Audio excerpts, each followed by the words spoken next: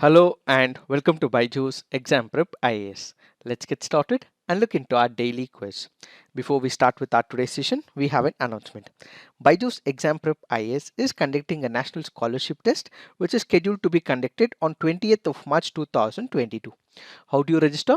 Follow the link given in the description box, give the necessary information and you would stand a chance of winning some attractive scholarships. Let's get started and look into the first question. Consider the following statements with respect to International Court of Justice. States that ratify the Roman Statute become parties to the ICJ.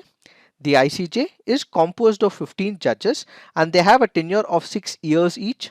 The ICJ can show moto take up a case in case of genocide. Which of the statements given above are correct? The answer to this is none. Why have we taken this practice question? Because this article on the Hindu makes a reference to the International Court of Justice. Let us try and understand what are these options. When we look into the first option, states that ratify the Roman Statute become parties to the ICJ. This is a wrong statement.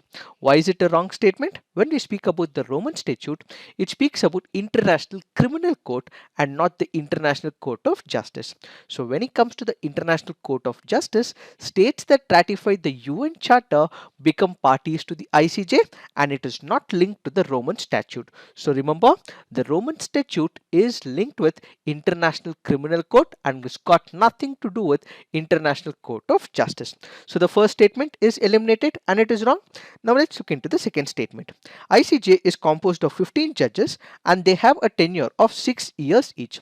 This is once again a wrong statement. Why? That is because the tenure of these judges is not 6 years but instead it is 9 years. So the second statement is also wrong. Now let's look into the third statement. The ICJ can show moto take up case in case of genocide. This is once again wrong. The ICJ does not take up cases on a suo moto basis. Parties who have signed the UN Charter, who are signatories to this, they go and appeal in front of the International Court of Justice. So the International Court of Justice does not take any type of cases on a suo moto basis. What do we understand by suo moto? Suo moto basically means that the court on its own will decide whether that particular case has to be taken or not.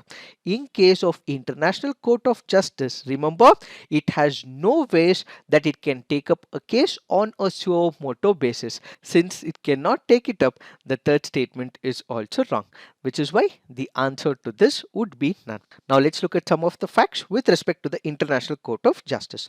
The International Court of Justice is the only UN principal organ not situated in the New York. This can be very important from the preliminary examination point of view. So where is it located? It is located in The Hague, which happens to be in Netherlands. So this is one of the important pointers. Now if you look into the next important pointer, the official languages of the ICJ are English and French. Now let's look into some of the other facts as well. When it comes to the judges have a tenure of 9 years each. They are elected independently by the UNGA and the UNGC.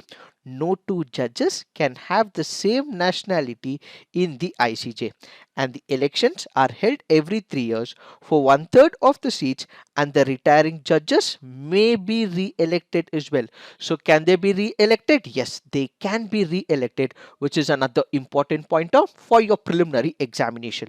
The members of the ICJ do not represent their governments but are independent magistrates. The judges must possess the qualification required in their respective countries for appointment to the highest judicial officers or be the jurists of recognized competence in international law. Added to this, the ICJ cannot show moto take up a case. It only hears cases or disputes when requested to do so by the states. It cannot investigate or rule on the acts of the states as well. The ICJ only has jurisdiction based on consent and not compulsory jurisdiction. Now let's look into the next practice question. Which of the following statements are correct? The power to grant citizenship lies with the Home Ministry. The power of the Government of India to expel foreigners is absolute and unlimited. Which of the statements are correct? The answer to this is both. Why have we taken this practice question? Because this article on the Hindu makes a reference to the citizenship. Let us try and understand what are these options. When it comes to the first option, the power to grant citizenship lies with the Home Ministry. This is a right statement. So it is not the Ministry of External Affairs. Generally, when it comes to the foreign affairs, we are in an assumption that it is the Ministry of External Affairs which should give citizenship. It is not so. It is the Home Ministry. It also has the Intelligence Bureau as well. The Intelligence Bureau will do a background check. It will give its recommendation as well. So the ultimate authority is with the Home Ministry. So the Ministry of Home Affairs deals with matters like immigration, visa, citizenship, rehabilitation of refugees, census, so on and so forth. So the first statement is right. The power to grant citizenship lies with the Home Ministry.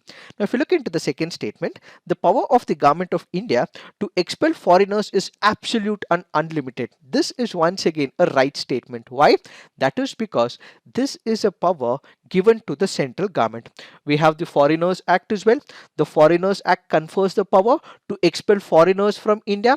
It vests all the powers to the central government as well, and this power is absolute and unfettered, and they have a lot of discretion, and there is no provision in the constitution which fetters this discretion that is awarded to the central government. So basically, when it comes to expelling a foreigner, they have all the rights and they need not have to give reasons as well as to why they are expelling a foreigner from our country.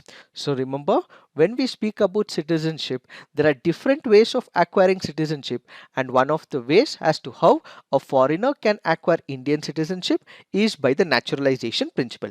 A person can acquire citizenship by naturalization if he or she is ordinarily resident of India for 12 years throughout 12 months preceding the date of application and 11 years in the aggregate, and fulfills all qualifications in the third schedule of the Citizenship Act.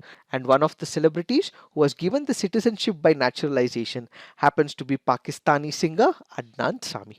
Now let's look into the next practice question. With respect to silk industry, which of the following statements are incorrect? India is the largest silk producer in the world. India is the only country producing all the 5 known commercial silks. Arani silk from Andhra Pradesh has received geographical indication status. Which of the statements are incorrect? Since it is asking for the incorrect statement, the answer to this is 1 and 3 only. Why have we taken this practice question? Because this article on the PIB makes a reference to the Indian silk industry.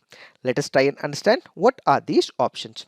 When we look into the first option, India is the largest silk producer in the world. This is a wrong statement. The largest producer of silk in the world is not India, but instead it is China. So the first statement is incorrect. When we look into the second statement, India is the only country producing all 5 known commercial silk. This is the right statement. Which are the 5 types? What we have is mulberry, tropical sar, oak tazza, eri as well as muga.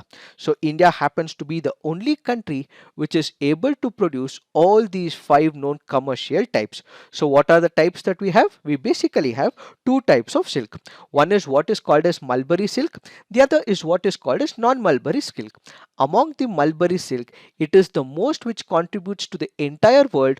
About 90% of the world only has mulberry silk. Therefore, when we speak about silk, it is in general what is called as the mulberry silkworm.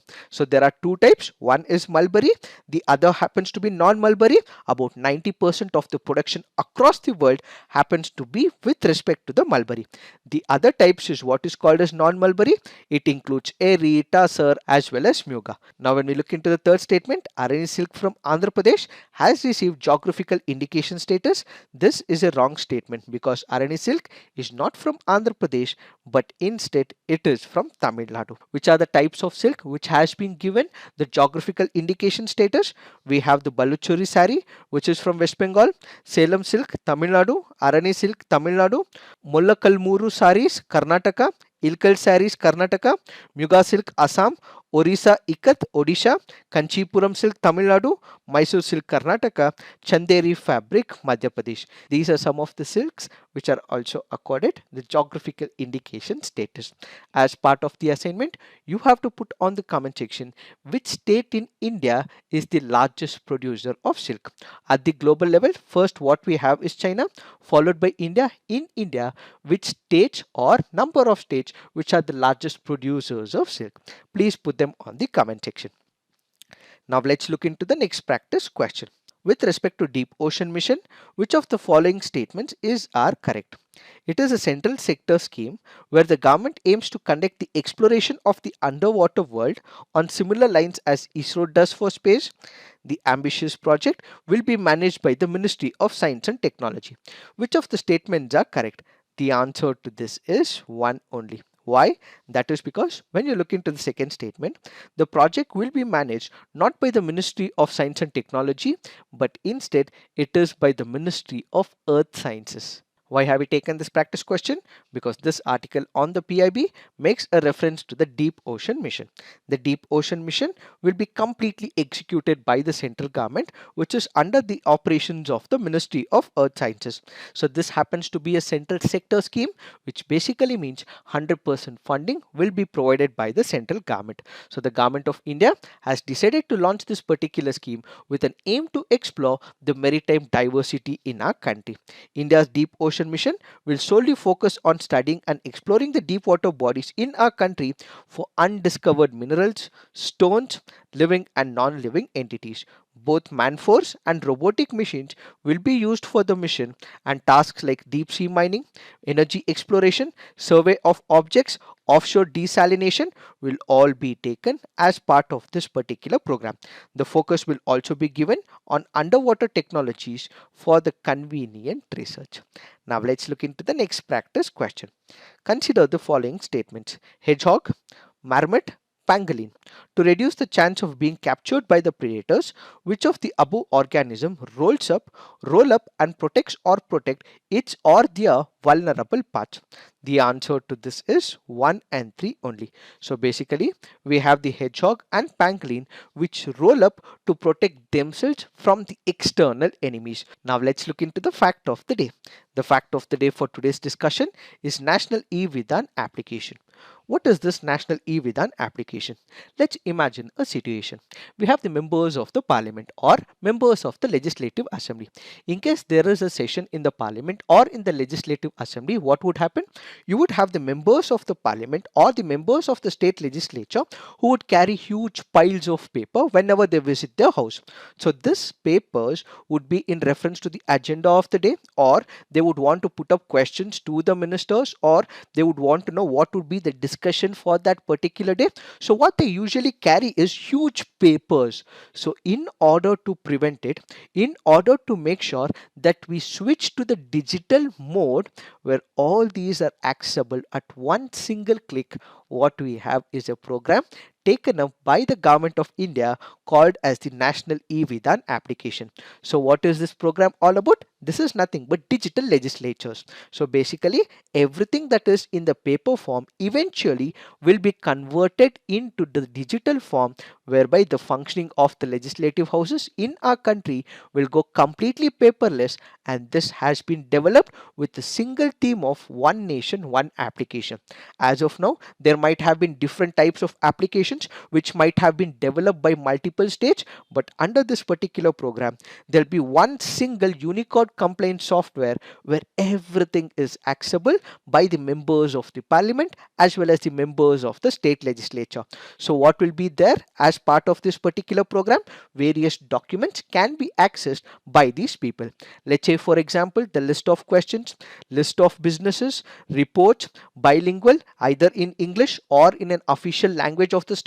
It can be in Hindi, it can be the official language of the state as well. So basically this will be an one nation, one application where a software will be developed for the entire country.